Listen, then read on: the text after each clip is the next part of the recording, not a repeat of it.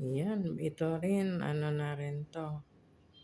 Bumuka na halos lahat yung ano niya, mga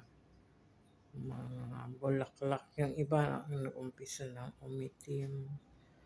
Cherry blossoms. Mahal kaya to. Ah, basta ang alam ko 1,000 mahigit. 1,500 yata. Hindi siya gaano kagandahan, walang gaanong bulaklak. Ano na, nahuhulog na yung iba, kawawalis ko lang. Tapos, ayan, bumuka na. Hanggang sa ang matira na lang niya, yung pinakatangkay. Ano na namin to. Itatali, ilagay sa dump site. Ayan ang ano na, Chinese New Year.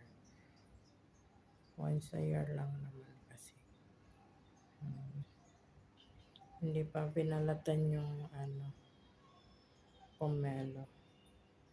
Baka sa Saturday. Pag andito sila. Ayan. Konti lang.